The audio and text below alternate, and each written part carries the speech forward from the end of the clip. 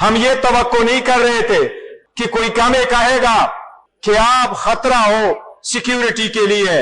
हम ये आवाज करते हैं इमरान अहमद खान नियाजी पाकिस्तान में जमहूरियत, पाकिस्तान की बका की जमानत है। बारहा हमने आपको कहा, इस ईवान में उठ के एक रेजोल्यूशन पास करवाया कि हमें प्रोटेक्शन दो, हमारे बच्चों को प्रोटेक्शन दो, हमारे लोगों को प्रोटेक्शन दो। आपके पास आए, ईवान बाहर नहीं लगाया, आपको कहा अपने लीडर के रिहाई के लिए आवाज उठाते थे। आज आते आते हम कहते हैं मेरे लीडर से हमारी मुलाकात कराओ। अब यहां से कहां तक हम जाए? अगर यहां दीवार के साथ आपने लगा दिया, दीवार के साथ अगर लगेंगे तो फिर फोर्स तो आना है, स्पेस नहीं देना तो गैर जमहूरियत कुव्वतों ने तो फिर ये स्पेस लेनी है। आपने वक्त नहीं देना, सुनना नहीं है और उनकी नहीं करानी। और जिस तरीके से प्रेस कॉन्फ्रेंस के बाद जिस तरीके से गैर जिम्मेदाराना ऐसी की तैसी पैरनी है, सब ऐसे स्टेटमेंट आएंगी तो उसमें किसी एक के लिए कुछ नहीं बचेगा। ये सियासत है इस मुल्क की, इसमें से इसको माइनस करोगे तो ये भी नहीं बचेगा, कोई भी नहीं बचेगा। एक माइनस होगा तो एवरीवन माइनस हो जाएगा। जी ठीक है जनाब स्पीकर, मैं अल्लाह के नाम से इब्तिदा करता हूं। जुमे के बाद जनाब स्पीकर, कौम तशवीश में, कौम इस तशवीश में है कि पाकिस्तान और जमहूरियत के दुश्मन शायद ये चाहते हैं कि पाकिस्तान में टाइटन और ग्लैडिएटर्स की लड़ाई शुरू हो। ये वक्त है, ये पार्लियामान अपना रोल अदा करे। जनाब स्पीकर, कुछ प्रेस कॉन्फ्रेंसेस ऐसी हुई है जिससे सख्त मायूसी हुई है। हम जिनसे ये उम्मीद रखे हुए थे कि वो हमें अपना समझेंगे, हम वही थे जो इस पार्लियामान में 180 के साथ बैठना था, 91 में बैठे, आज 76 के साथ है। निशान लिया गया, साथियों को रोका गया, सख्तियों से गुजरे, आखिरकार इस ईवान में बैठे, जमहूरियत के लिए बैठे। पाकिस्तान की आवाज लगी तो अपने पाकिस्तानियों के साथ खड़े रहे, इस ईवान के साथ रहे, अपने अफवाज पाकिस्तान के साथ रहे, अफवाज पाकिस्तान को हिराज तहसीन पेश किया। इस वजीर आजम के साथ ऐसे हालत में बैठे कि जब वो बैठे तो हमने तालियां बजाई कि पाकिस्तान सबसे पहले है। जनाब स्पीकर, इसी दिनों के बाद हम ये तवक्को नहीं कर रहे थे कि कोई हमें कहेगा कि आप खतरा हो सिक्योरिटी के लिए। हम ये आवाज करते हैं इमरान अहमद खान नियाजी पाकिस्तान में जमहूरियत, पाकिस्तान की बका की जमानत है। जी काइंडली वाइंड अप कीजिए। जनाब स्पीकर, ये वक्त बड़ा अहम है, नाजुक है, मुल्क इंतशार का मुतहम्मिल नहीं हो सकता। जनाब स्पीकर, सियासत में इंतशार नहीं होना चाहिए, सियासत में बर्दाश्त होना चाहिए, एक दूसरे को स्पेस देनी होगी। ये बात खत्म होनी चाहिए कि टेंशन लेने को नहीं, टेंशन देने को। हम सब ने मिलकर टेंशन खत्म करना है इस मुल्क से।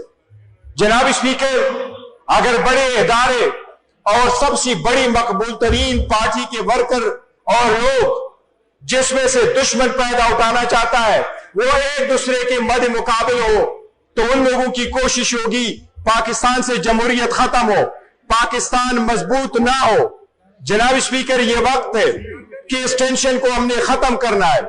जनाब स्पीकर, मैंने आज रिक्वेस्ट की है महमूद खान अचकज़ई साहब को, मैंने आपसे भी रिक्वेस्ट की है कि काइंडली उसको नोटिफाई कर दे ताकि वो आकर के हमारे लीडर ऑफ द अपोजिशन बन के इस सीट को ले ले और वो हमारी तर्जुमानी करके हम यहां पर अपनी बात कर सके। जनाब स्पीकर, हमारे साथ जितनी सख्तियां हुई है उसका गर्दान मुश्किल है। बारहा हमने आपको कहा, इस ईवान में उठ के एक रेजोल्यूशन पास करवाया कि हमें प्रोटेक्शन दो, हमारे बच्चों को प्रोटेक्शन दो, हमारे लोगों को प्रोटेक्शन दो। आपके पास आए, ईवान बाहर नहीं लगाया, आपको कहा अपने लीडर के रिहाई के लिए आवाज उठाते थे, आज आते आते हम कहते हैं मेरे लीडर से हमारी मुलाकात कराओ। अब यहां से कहां तक हम जाए? अगर यहां दीवार के साथ आपने लगा दिया, दीवार के साथ अगर लगेंगे तो फिर फोर्स तो आना है, स्पेस नहीं देना तो गैर जमहूरियत कुव्वतों ने तो फिर यह स्पेस लेनी है। आपने वक्त नहीं देना, सुनना नहीं है और उनकी नहीं करानी। और जिस तरीके से प्रेस कॉन्फ्रेंस के बाद जिस तरीके से गैर जिम्मेदाराना ऐसी की तैसी पैरनी है, सब ऐसे स्टेटमेंट आएंगी तो उसमें किसी एक के लिए कुछ नहीं बचेगा। शुक्रिया। जनाब स्पीकर, खोलें। कंक्लूड करूं। जनाब स्पीकर, मेरी रिक्वेस्ट होगी कि अचकज़ई साहब जरूर बोले, लेकिन जनाब स्पीकर, जमहूरियत में लोग एक दूसरे को माइनस नहीं करते, इंक्लूजन से जमहूरियत चलती है। ईवान होता इस तरफ से। मैंने आपके साथ यहां एक मर्तबा गुफ्तगू करते हुए मैंने यह कहा था कि यह ख्याली होगी हुकूमत की कि हम अगर माइनस हो गए तो ये बचेगी। यह कारोबार की दुनिया नहीं है जहां दो में से एक माइनस करो तो एक बच जाएगा। यह सियासत है इस मुल्क की, इसमें से इसको माइनस करोगे तो यह भी नहीं बचेगा, कोई भी नहीं बचेगा। एक माइनस होगा तो एवरीवन माइनस हो जाएगा। जी ठीक है जनाब स्पीकर, कौम बड़ी मुश्किल में है, वो उम्मीद के साथ हमारी तरफ देखते हैं। मई 2025 के बाद पाकिस्तान एक न्यू वर्ल्ड ऑर्डर में एंटर हुआ है, इसमें हमारी भी कंट्रीब्यूशन शामिल थी। हम यहां मौजूद थे, इकट्ठे कौम बन करके हम खड़े हुए और एक कौम बन करके हमने पाकिस्तान को बहुत बड़ी कामयाबी दी। हम नहीं चाहते पाकिस्तान की इतनी बड़ी कामयाबी जाके आपस में मुश्त गिरबान हो जिससे सब कुछ खतरे में पड़ जाए। जनाब स्पीकर, आपने हमेशा अच्छा रोल प्ले किया है। मैं ये रिक्वेस्ट करूंगा कि ये ईवान अपना रोल प्ले करे, उन लोगों के हाथों में ना दे जो इश्तियाल बनाना चाहते हैं, उन लोगों के हाथों में चीजें ना जाए जो आग लगाना चाहते हैं। जनाब स्पीकर, जो तीली पहनता है उसको दुनिया मुजरिम समझती है, जो सीज फायर करवाता है उसको लोग हीरो समझते हैं। हमने सीज फायर करना है, हम हमें आपने थैंक यू। मैं ये साहब, जनाब स्पीकर जी, मैं ये आखिर में रिक्वेस्ट करता हूं जी जनाब स्पीकर, हम कहां कहां फरियाद करें। इस ईवान में आपके साथ फरियाद की, आपको याद है आपके पास आए कि आवाज म्यूट हुआ। मैंने आज भी बात की है, ये तकरीर की है, मुझे यकीन है ये अवाम के पास एज इट इज नहीं गई। अगर इतना ही ट्रस्ट डेफिसिट हो जाए कि हम मुल्क के दुश्मन होंगे तो जनाब स्पीकर फिर यहां आपके साथ बैठने की जरूरत शायद नहीं है। और अगर ये हालात ऐसे रहते हैं तो शायद हमारे चंद हफ्ते चंद महीने ही फिर आपके साथ होंगे। इस ट्रस्ट डेफिसिट को हमने खत्म करना है।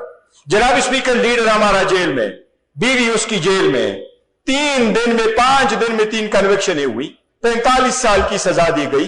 अवाम ने फिर साथ खड़े होकर जनाब स्पीकर, 2 महीने में जिस केसेस का फैसला हुआ है, 11 महीने में हमारा केस नहीं लग सका। अदालतों में केस नहीं लगते, मुलाकातें नहीं होती, वकला के नहीं है, लीडरशिप के नहीं है, तो फिर कहां जाएंगे?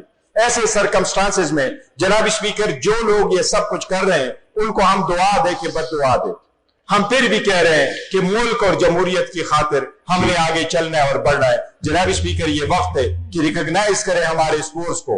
अगर आप इस फोर्स को नहीं रिकॉग्नाइज करते जो इस वक्त आपके सामने 3 करोड़ आवाम को कर रहे हैं, तो आप आग से खेलने वाली बात होगी। जनाब स्पीकर, ये मुल्क की बहुत बड़ी बदकिस्मती होगी अगर इतने बड़े बड़े फोर्स को आपने नजरअंदाज किया।